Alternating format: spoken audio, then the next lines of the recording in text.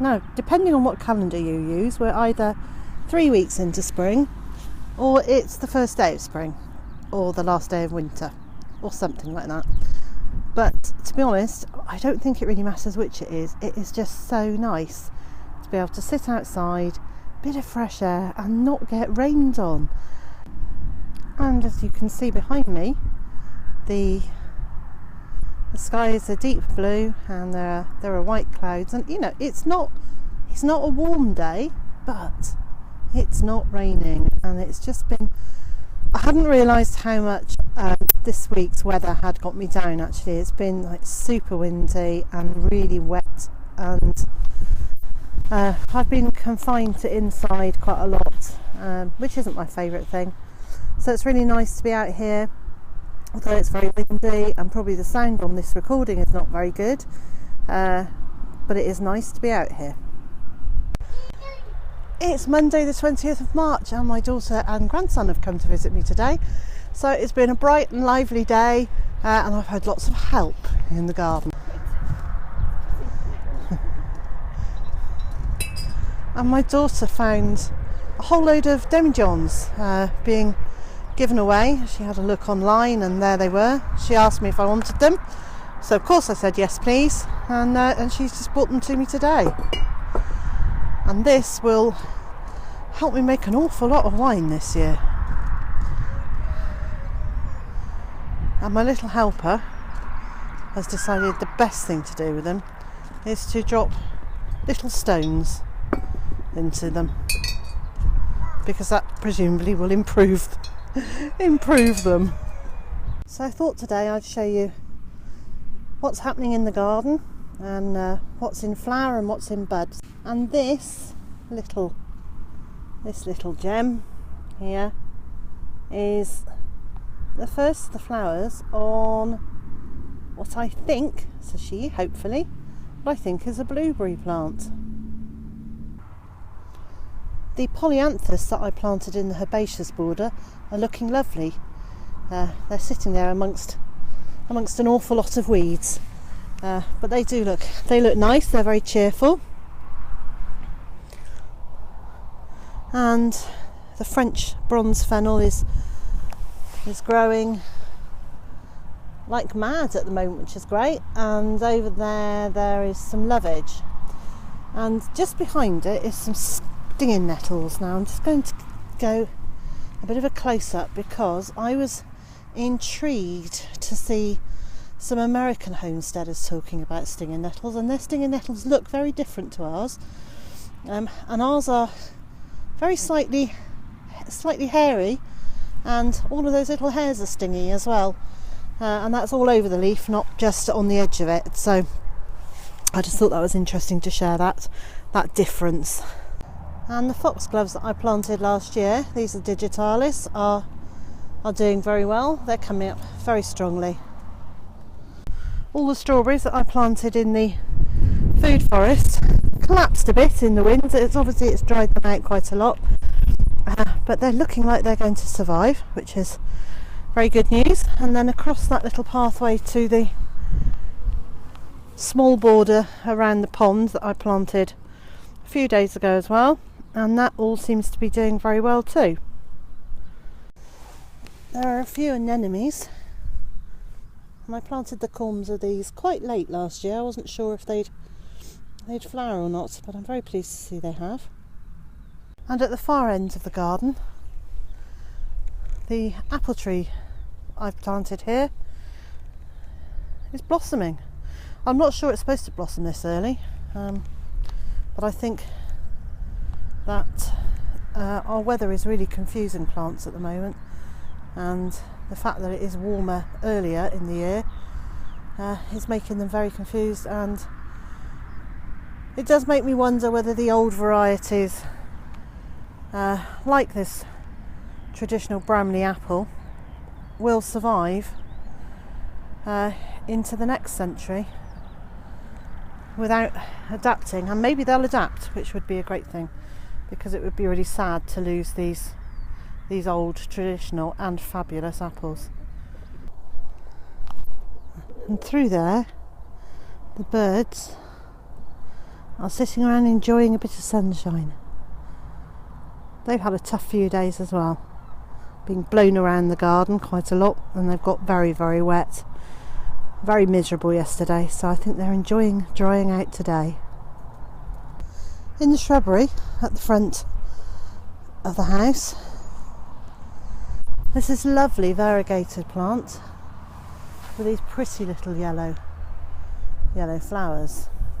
I can't remember the name of it, so I'll pop it up on the screen about now. And it smells nice as well. There's a faint smell of honey. Lovely, very lovely. In the yard behind the kitchen and boot room, we have this pink camellia, which, do you know, I'm not all that keen on the colour of the pink, but it is magnificent, and the carpet on the floor of petals just shows you how many flowers there've been.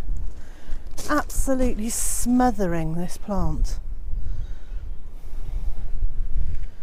And if that's not a greeting for spring, well, I don't know what is. So a quick look at what's going on in the greenhouse. I can see I definitely need to come and water in here, but the leeks have come up. The broad beans are now ready to go outside. Tomatoes, well, they haven't arrived yet, but they usually take a bit longer. They usually take 3 weeks or so. This is my Asturian tree cabbage, so she's carefully reading the label as she's talking. So I'm pleased that that's come up, and the January King cabbages have come up, and no sign of the marjoram at the back. Broccoli's up, and the black kale, the Cavallo de Nero, is looking pretty strong. My Savoy cabbage has appeared, the rainbow chard, and you can see some of them are red and some of them are yellow. Dwarf sunflowers most of them are up, and this is a sunflower that's 6 foot tall. I can't remember what it was called, but it was a tall sunflower. Mange 2 at the back in the far corner. Yeah, they're looking good. And I'll do another planting of those this week, so we have a successional supply of Mange 2, and these other broad beans are just coming up now. So that's all looking pretty healthy. I'm very pleased, actually. I do need to come and water everything, so I will do that next. There are a few changes I'd like to make in the greenhouse this year. Nothing huge or substantial, but the edging board here, I'm going to move so that it's more sort of level with the door frame, which will just give me an extra 4 to 6 inches going all the way down, which will allow me to have a double row of tomato plants growing in the soil, and I can actually put a little tiny pathway between them so that I can walk through at least for most of the year. Because this year we had the double row, but I had to lean across, and that was actually really painful on my back after a few minutes. So no point in hurting when you're gardening. It's supposed to be a pleasurable thing, or if I'm gonna hurt, it ought to be because I've been digging like mad or something, and not just because I've been leaning across to tie tomatoes into canes. So that's what I'm going to be doing in here. Before that, lots and lots of seedlings will be going on. This is my first day of sowing seedlings, all apart from the broad beans. Everything else was sown, well, all apart from this tray of broad beans. Everything else was sown on the same day, and it's almost time to do my next lot of sowing. Next to the greenhouse, we've got this quite large broom plant, which I think that's called a cistus, I think is what it's called, but I could be making that up.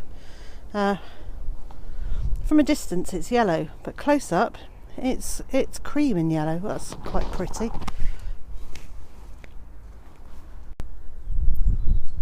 And next to the broom is another camellia, but this one is a really pretty little pale yellow and cream.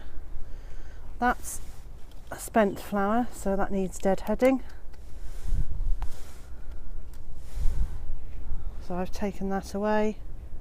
There we go. Very pretty.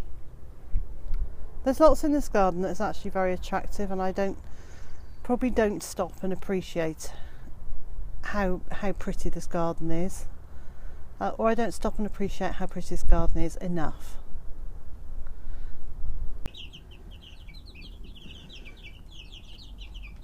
Still, I spend quite a lot of time sitting out watching these little chicks going about their daily business. It still fascinates me how quickly they grow. And they're 3 weeks old now, and in just a few days' time they'll be moving to the nursery houses outside to make space for the next batch of chicks, which are due at the weekend. And the more time I've sat here today just kind of quietly talking, and I'm trying to just talk very evenly and calmly, because over here on the floor is one of the new girls, and I don't want to do anything sudden to startle her, because I want her to get used to us being around.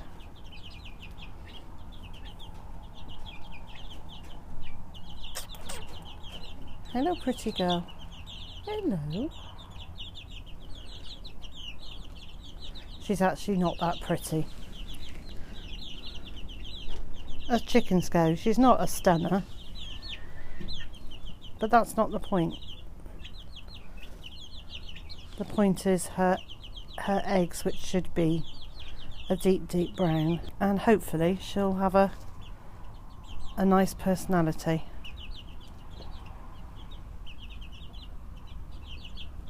So it's turning into a bit of a feeding frenzy, and now I've just given them a big bunch of dandelion leaves to eat. Oh, yeah, just eat dandelion leaves. And then I've also put some on the floor just by my feet, in the hope that the 2 new girls will realise they're here and come and eat some of them. But so far they're just racing around the cage, wishing they had some from there. Come on, girls, here we go.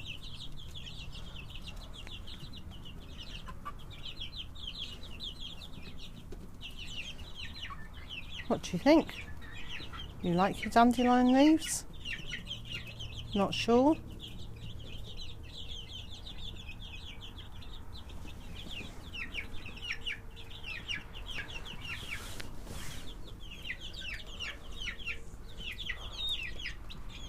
Well, I think they're finding them acceptable.